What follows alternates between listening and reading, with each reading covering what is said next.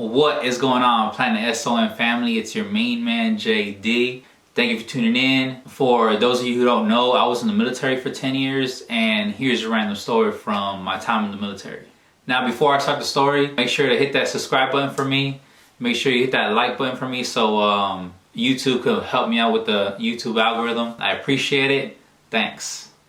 So this story takes place during my first year in the military. It was I guess you could say a quick but wild ride. As you can tell from the title, it has to deal with abortions and attempted suicide. So I'm gonna tread lightly on this topic and say the story as respectful as possible because they are sensitive subjects. Even though this story has to deal with, these issues, obviously we still have to be respectful about it. But I just wanted to share the story because, well, it was an experience that I went through, when I first joined the military. And these topics, they can be a little triggering, because overall, it was messed up. So I'll try my best to be as respectful as possible. But hear me out, I hope you enjoy the story, and thank you guys for listening. So alright, so let me share the story. Okay, so this story starts off at the very, very beginning of my military career. I met this girl on my first day of tech school. And tech school is the school where us military folks, or I guess you could say Air Force folks, where we learn how to do our job within the Air Force. Now, tech school is similar to MOS school. I believe they call it that in the Army and in the Marines, or like I just said, MOS school. And also in the Navy, I believe they call it A school. So like I said, it's just a school where you learn how to do your job while you're in the service. So I get to tech school, and on my first day, I start meeting my classmates. And amongst those classmates, I meet this girl. And just for the sake of the story, let's just call her Sarah. And around that time, I was like 19 years old.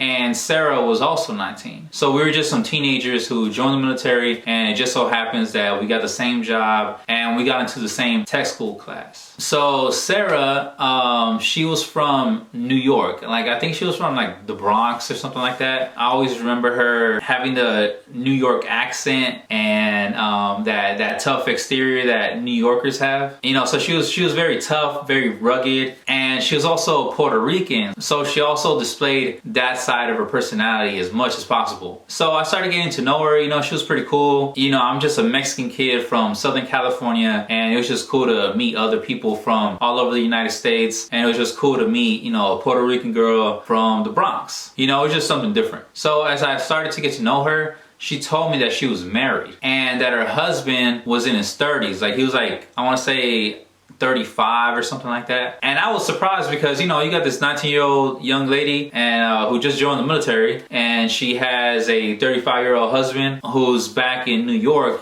just doing his thing. So I asked her, when was the last time that she seen her husband? Because mind you, we just got out of boot camp, because you go from boot camp straight to tech school. And she told me that her husband came to visit her when she graduated boot camp. After you graduate boot camp, you get maybe, I want to say you get 3 days with your family.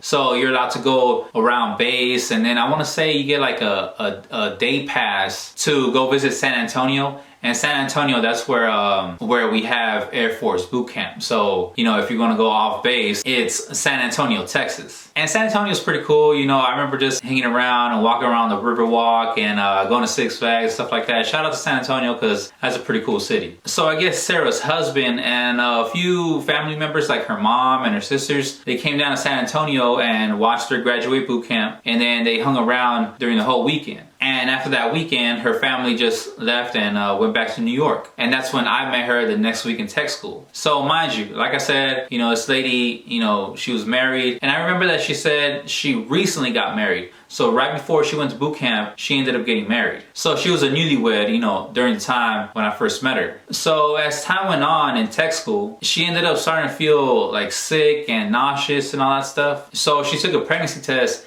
and she found out that she was pregnant during our time in tech school. And I guess she got pregnant right when she graduated boot camp and she saw her husband. So I guess they got a hotel, and hey, that's his wife. So obviously after months of her being in boot camp, I'm pretty sure he just wanted to see his wife. So during that encounter, I guess, well, you know, he got his wife pregnant. And hey, that's a married couple. Obviously, there's nothing wrong with, you know, her getting pregnant by her husband. But it was just, you know, the circumstances of her just graduating boot camp and then being in tech school while pregnant. You know, it was just a little tough for her. So during tech school, we find out what base we're gonna be stationed at after we leave tech school and where we're gonna go for the next couple years. I ended up getting orders to Japan. And if you guys seen one of my crazy stories where I share about my, you know, first couple years in Japan, I ended up going with 2 people from my class. One of the students is this guy named Jeff, who, you know, you can see his story here. And the second student who I ended up being stationed with in Japan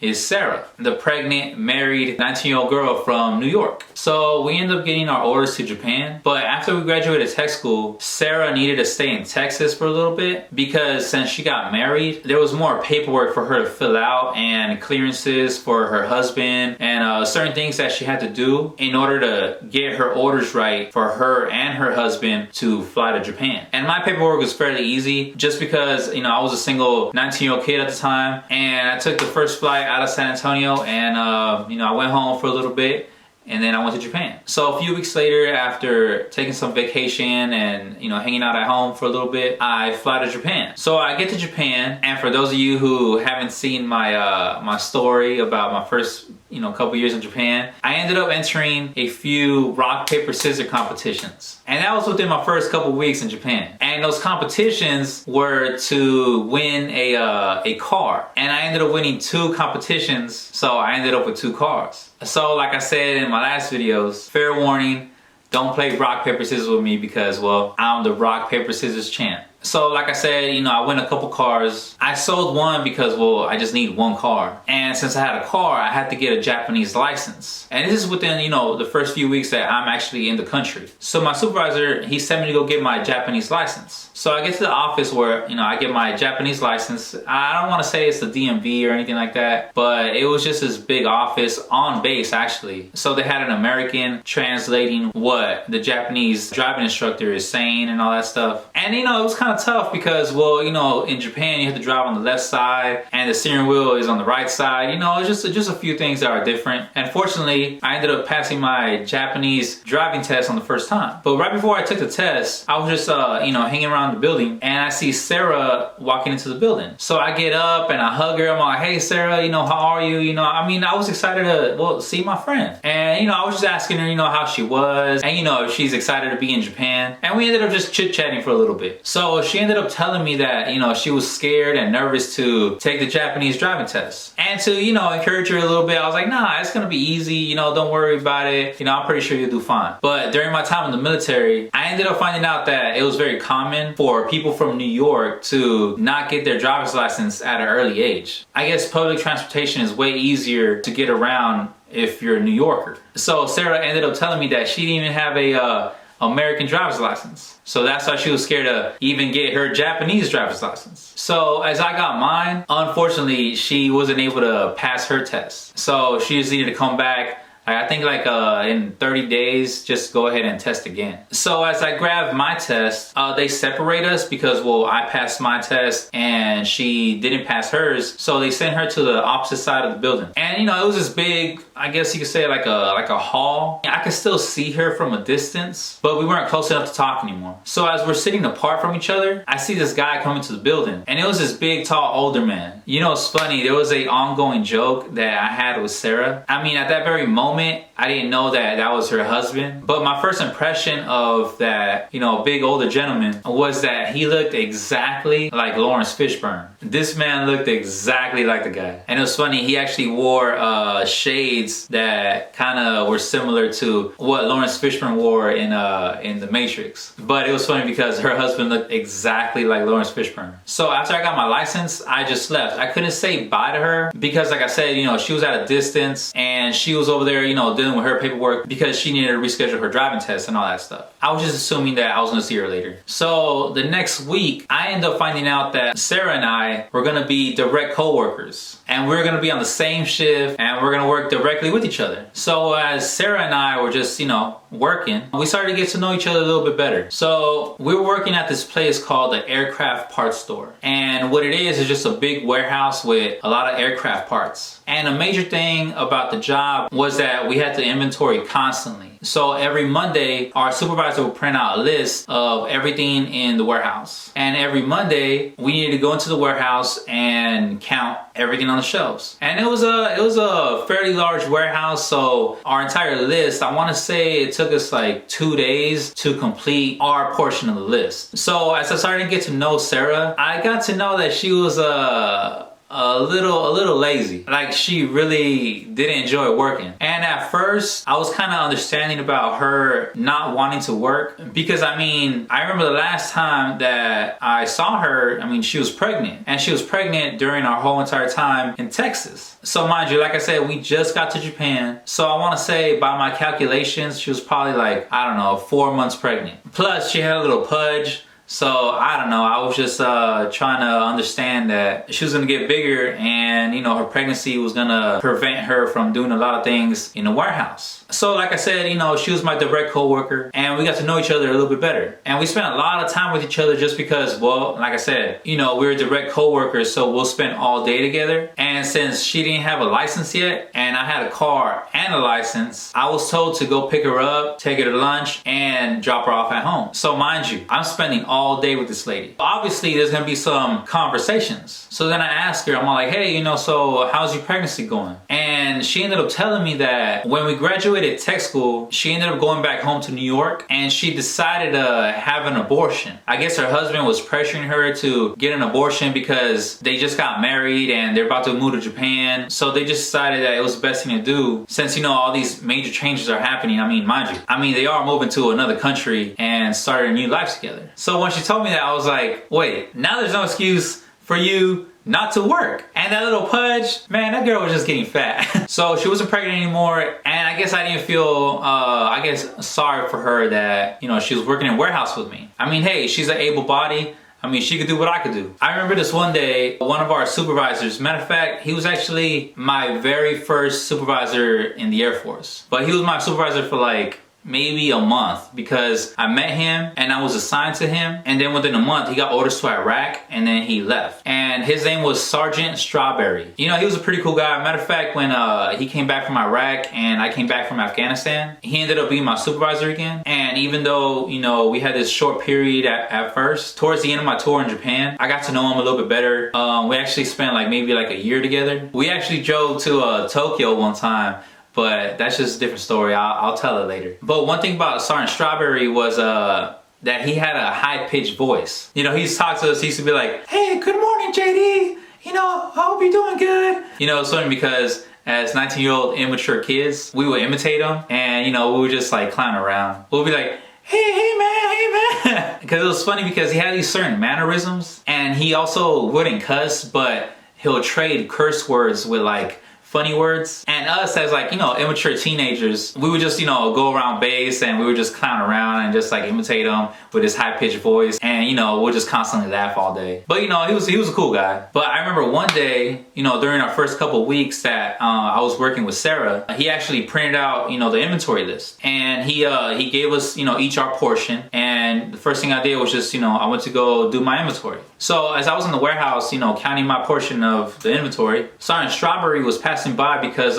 he was out processing because, well, like I said, he was about to go to Iraq. So as he saw me counting in his high-pitched voice, he said, hey man, I need you to go and tell Sarah that she needs to do her portion of the inventory, and I want her to have at least half done by the time I come back. And I was like, okay, yeah, I'll go tell her. But he made it clear, he goes, no, look, JD, I need you to go right now because when I leave, I want to know that this inventory is getting done. And I was like, yes, sir, I'm gonna go tell her right now. So as he was leaving out the building, I go into the office and I tell Sarah, I'm like, hey, Sergeant Strawberry just told me to tell you if you could please do your side of the inventory because he wants to know that we're actually doing it. And this girl, she had her feet up and she was shopping online and, she was just being lazy. It was funny, she turned around with this big attitude. She's all like, oh, okay, okay, JD, but stop telling me what to do. And I was like, yo, chill out. Like, Sergeant Strawberry just told me to tell you. She rolled her eyes and I was just like, well, whatever. You know, I'm the same rank, I'm the same age. I just told her what, you know, the sergeant asked me to tell her. And I go back to the warehouse and I just complete, you know, my side of the inventory. So as hours fly by, you know, I'm almost done with my side of the inventory and I see Sergeant Strawberry walk in. As I'm counting, he goes, hey,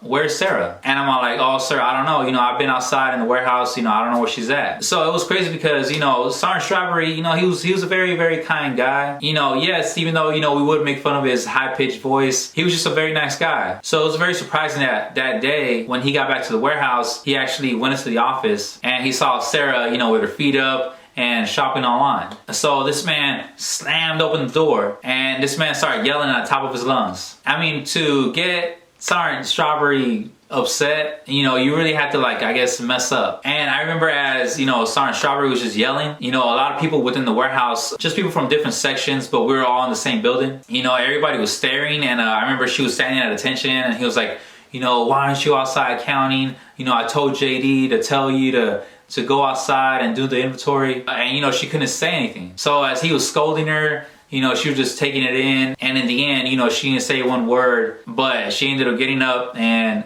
going to the warehouse and doing her side of the inventory. It was funny because when she saw me in the warehouse, she rolled her eyes at me like if I did something. But I don't know, I guess she was just mad because she didn't want to work. I don't know, but I mean, in the end, one thing I remember about Sarah is that, you know, she was just lazy. Okay, so, like I was mentioning, we're spending a lot of time together. You know, I had to pick her up from her house in the morning, then we go get breakfast, and then, you know, we drive to work, and then we go get lunch, and then we come back to work, and then I had to drop her off back home at the end of the day. So even though she'll get mad at me because I would actually work, and she'll want to, you know, sit around and shop online all day, you know, and I guess for some reason I would make her look bad. I mean, I'm just working, you know. But you know, we built a friendship, you know, and she would just talk to me. And obviously, you know, I would make fun of her because I'll be like, girl, you know, you married Lawrence Fishburne. I will use a lot of like Matrix references and, you know, throw a couple of Lawrence Fishburne jokes at least, I don't know, a couple times a day. So I would ask her like, well, what does Lawrence Fishburne do all day? Well, you know, she spends all the time at work with me. You know, what does he do? So I guess Lawrence Fishburne was having a hard time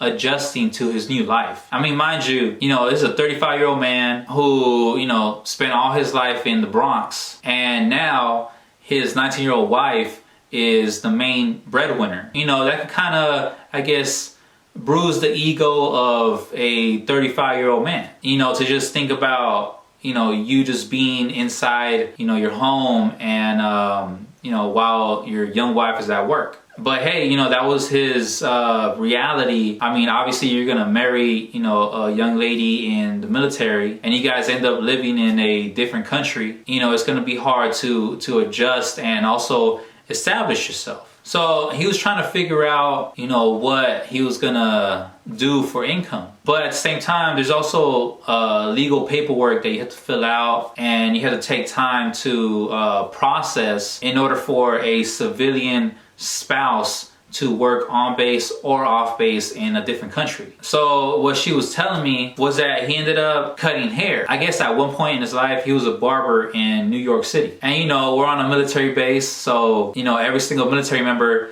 you know, needs a fresh haircut. So I mean, to me, it was a smart idea that, you know, he ended up cutting hair from their apartment. So he started picking up, you know, the clientele. You know, he started like networking and meeting people within the military because like I said, you know, all military folk, we all need to have a fresh haircut. And, you know, he was taking advantage of that. And, you know, he was at least trying. But it was a major adjustment for him because, like I said, you know, he was a 35-year-old man and he didn't have an income coming in. And his young wife was the main breadwinner. So I guess that ended up causing some issues where they would start arguing a lot. And I guess some like domestic violence stuff started coming up. And he would like punch her and beat her up and cause bruises on her body. And the reason why I know this is because her neighbors were calling the cops constantly because they would overhear them through the walls like fighting and throwing each other and all that stuff. So the cops were always showing up and the first sergeant will always have to go visit them. And people like Sergeant Strawberry and certain supervisors within our section, they had to go and, you know, stop the situation. And it was constant. So as people were all up in their business, they would bring the business back to the warehouse warehouse and back to the shop, and people would talk amongst themselves. And also they would like come to the shop and openly talk to Sarah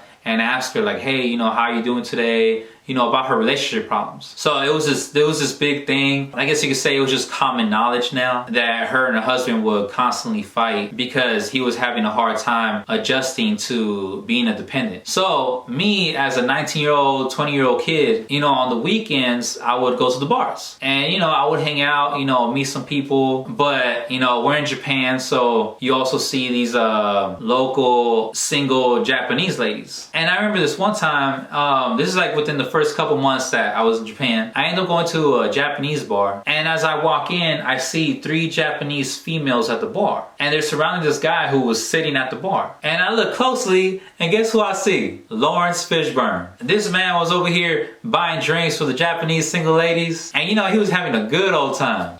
And I was like, yo, like, this dude is crazy. You know, a 35-year-old married man who was, you know, married to this young 19-year-old lady, you know, he was just out there at the bar, and you know, he was all hugging up and filling up on these Japanese ladies. But you know, I didn't pay no mind. At the end of the day, you know, it just wasn't my business. And you know, I just, you know, bought my own drinks, and I started hanging out at the opposite side of the bar. So as the weeks went by, I would still continuously see Lawrence Fishburne at different bars by himself, while at the same time, you know, trying to get some attention from these Japanese ladies. And as I would go back to work, you know, and spend time with his wife, you know, it was just like this awkward thing.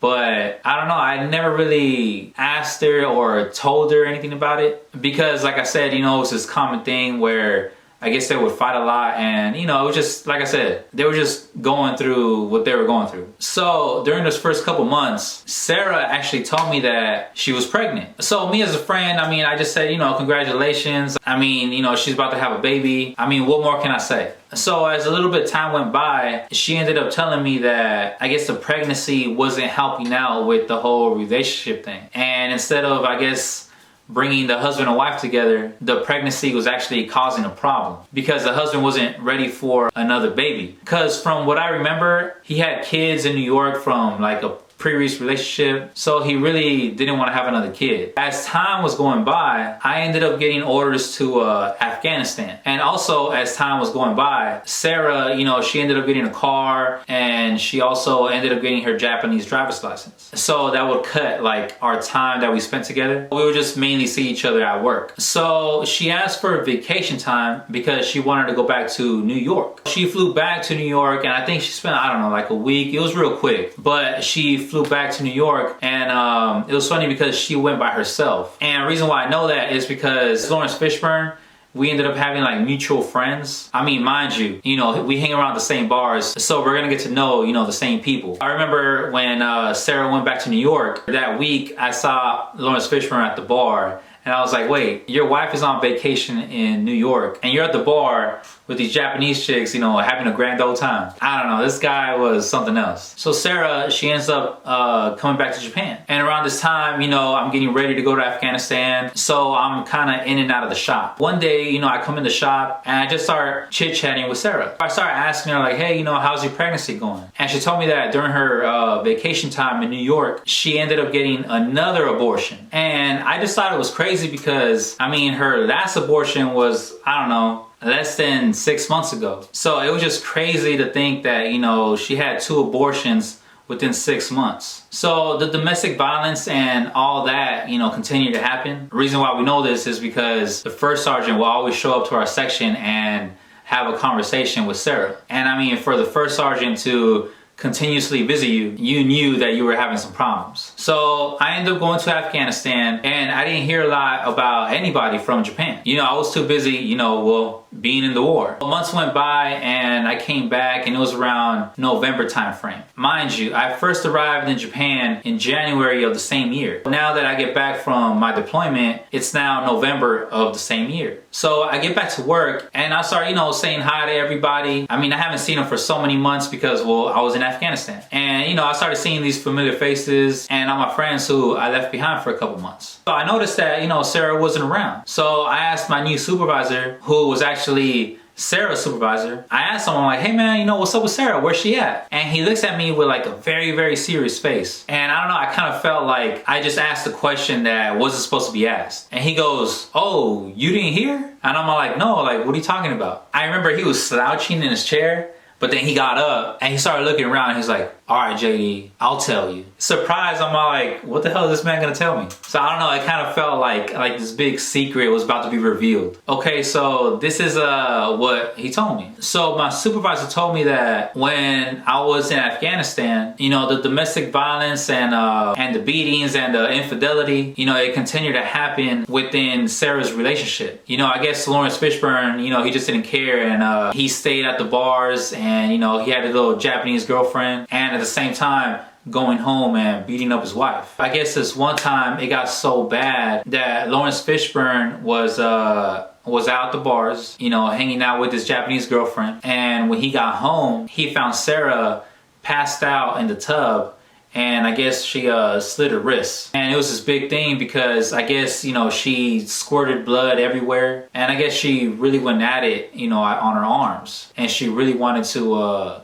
you know, commit suicide. So as Lawrence Fishburne, you know, saw his wife, you know, passed out and all bloody in the tub, you know, he ended up calling the cops. Fortunately, you know, she didn't pass away, but you know, it was just this major incident. So she ended up, you know, going to the hospital, and they ended up helping her out, and they, you know, they did a psych eval because I mean, you know, this girl was going through a lot of stuff. I mean, her husband was cheating on her, her husband was beating her up, and you know, she just had, you know, a pair of abortions, you know, within months of each other. I guess, you know, it took a toll on her. So our leadership, they ended up pushing her out of the Air Force because I guess if you like attempt suicide, you know, you're not physically fit to be in the military. And you know, with her relationship problems, you know, it was just hurting her, and overall our leadership thought that it was just best for